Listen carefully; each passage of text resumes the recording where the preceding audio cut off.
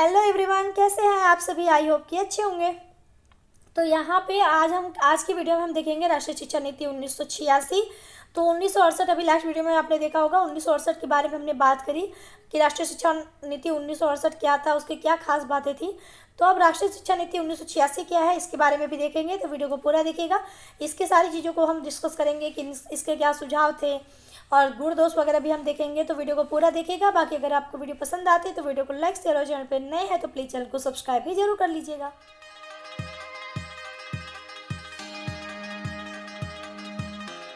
तो यहाँ पे ध्यान देते हैं। तो राष्ट्रीय शिक्षा नीति 1986 भारतीय शिक्षा के स्तर को ऊंचा उठाने के लिए और शिक्षा व्यवस्था को समाज की आवश्यकताओं के अनुसार बनाई गई थी। यानी 1986 का जो राष्ट्रीय शिक्षा नीति था, ये भारतीय जो शिक्षा है उसके स्तर को ऊंचा उठाने के लिए इसको बनाया गया था। और ये जो राष्ट्रीय शिक्षा नीति 1986 थी, ये शिक्षा व्यवस्था को समाज की आवश्यकताओं के अनुसार जो है बनाई गई थी कि समाज क्या चाहता है, किस तरह की शिक्षा व्यवस्था चाहता है, इसके अनुरूप ये शिक्षा नीति जो है वो बनाई गई थी। अब इसका उद्देश्य क्या था, तो 1968 में जो भी कमियां थी, यानी राष्ट्रीय शिक्षा नीति 1968 की जो भी कमियां थी, उस कमियों को दूर करने के लिए ये नीति आई थी। तो इसका उद्देश्य था राष्ट्रीय शिक्षा नीति 1968 के दोषों को दूर करना। राष्ट्रीय शिक्षा नीति 1986 की घोषणा कब हुई, तो 1986 में हुई, मई 1986 में हुई। और इस नीति को 12 भागों में विभाजित किया गया था। ठीक है, यानी ये जो 1986 के जो राष्ट्रीय शिक्षा नीति थी, ये कितने भागों में डिवाइड हुई, 12 भागों में डिवाइड हुई। अब ये किस सरकार में आए थे, तो इस समय भारत में कांग्रेस पार्टी की सरकार थी और प्रधानमंत्री कौन थे, श्री राजीव गांधी जी थे। अच्छा, अब आगे बढ़ते हैं। तो यहाँ पे देखिए राष्ट्रीय शिक्षा नीति 1986 के मूल तत्व क्या है, यानी किन किन चीज़ों पे बात की गई थी। मूल तत्व या आप सुझाव भी कह सकते हैं, यानी क्या क्या सुझाव, क्या क्या संस्तुतियाँ पेश की गई थी 1986 की राष्ट्रीय शिक्षा नीति में, वो देख लेते हैं। तो पहला है कि पूरे देश में 10+2+3 शिक्षा संरचना लागू की जाएगी। यानी ये बात भी इन्होंने पहले भी ये बात कही गई थी कि 10+2+3 की जो शिक्षा संरचना है उसको लागू किया जाए। तो इसमें भी उस चीज़ की ही बात की गई थी। और दूसरा है जो प्राथमिक शिक्षा है वो 6 से 14 वर्ष की आयु तक निःशुल्क एवं अनिवार्य रूप से उपलब्ध कराई जाएगी।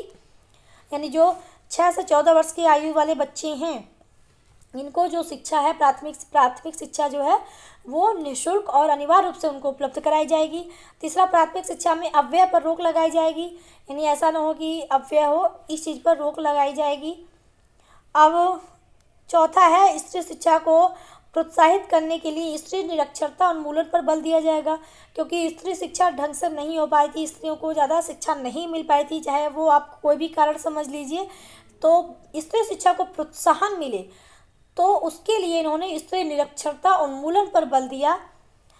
पांचवा है व्यावसायिक व तकनीकी प्रशिक्षण पर भी बल दिया गया था। ठीक है, बल दिया जाएगा, ये भी बात इन्होंने अपनी नीति में कहा।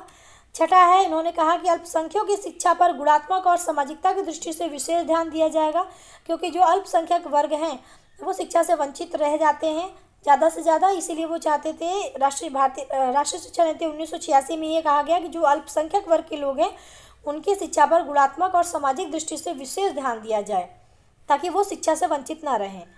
अगला है विकलांगों की शिक्षा के लिए विशेष प्रयास किए जाएंगे। ठीक है, इसमें कुछ समझाने लायक नहीं है, जहाँ पे होगा वहाँ पे मैं समझाऊंगी। गति निर्धारक विद्यालय प्रतिभाशाली बच्चों के विकास के लिए खोले जाएंगे। यानी जैसे जो बच्चे बहुत ज़्यादा टैलेंटेड है, बहुत ज़्यादा प्रतिभाशाली हैं, अगर वो सामान्य बच्चों के साथ पढ़ेंगे तो उनकी प्रतिभा का कोई मूल्य नहीं रह जाएगा। यानी वो भी उन्हीं के साथ चलते जाएंगे तो कहीं ना कहीं उनकी प्रतिभा भी दबती जाएगी। तो जो प्रतिभाशाली बच्चे हैं उनके लिए गति निर्धारक विद्यालय के विकास की भी बात की गई कि उनके लिए गति निर्धारक विद्यालय जो है खोले जाएंगे।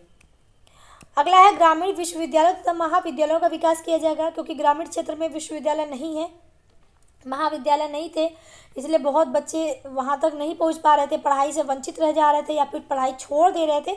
इसीलिए ग्रामीण विश्वविद्यालयों तथा महाविद्यालयों के विकास की बात भी इस नीति में कहा गया। 10वां है तकनीकी और प्रबंधन शिक्षा संस्थाओं को अधिक सुविधाएं प्रदान की जाएंगी।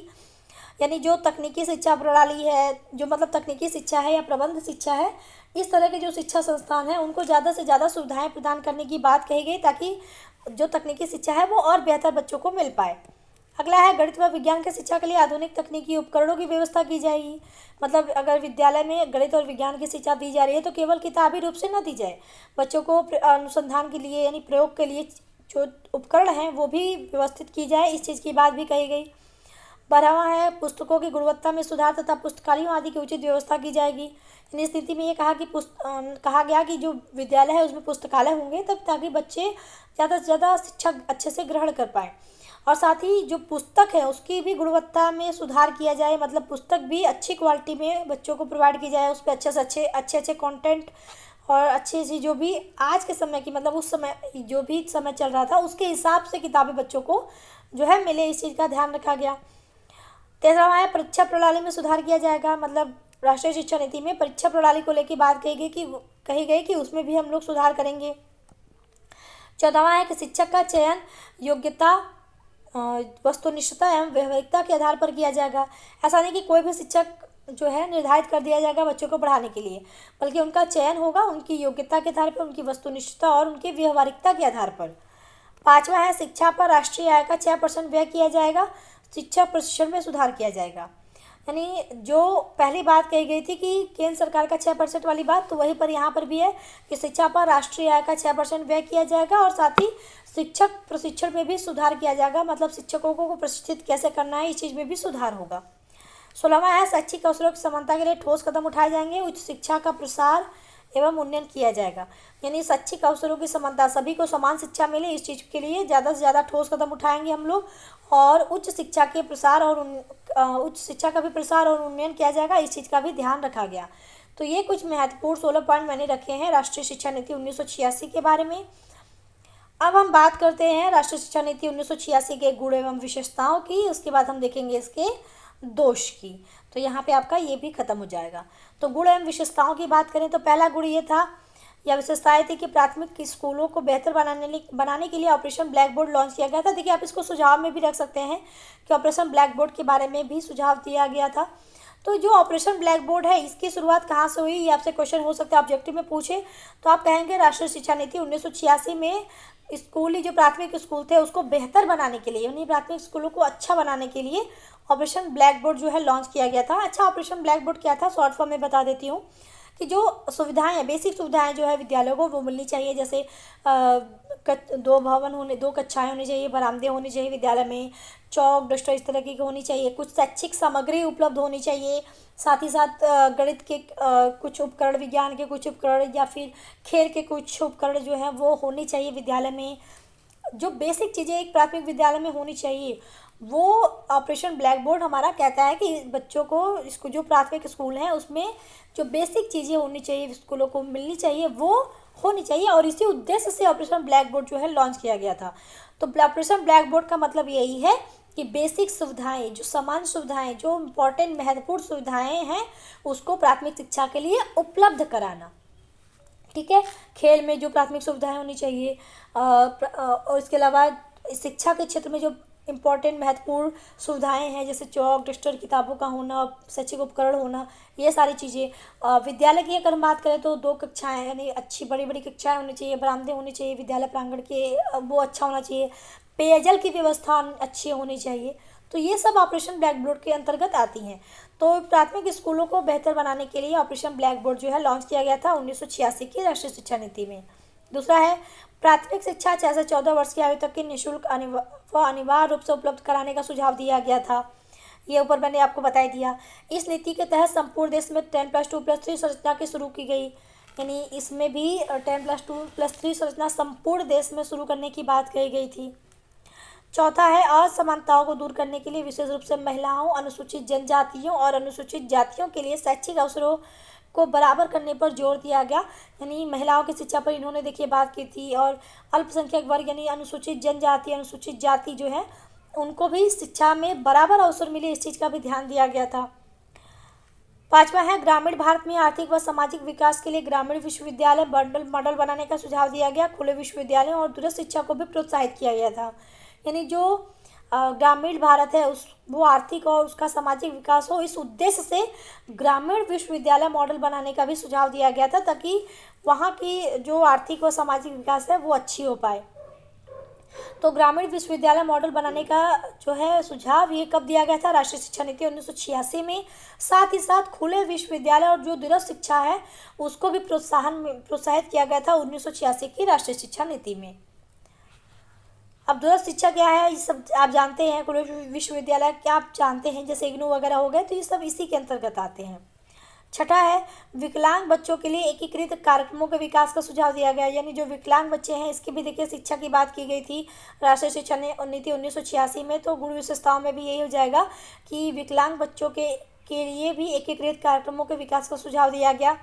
सातवां है स्कूली बच्चों के लिए पोषण और स्वास्थ्य शिक्षा पर जोर दिया गया। ठीक है, स्कूली बच्चों का पोषण अच्छे से हो, स्वास्थ्य शिक्षा, इस चीज़ पर भी ध्यान दिया गया था।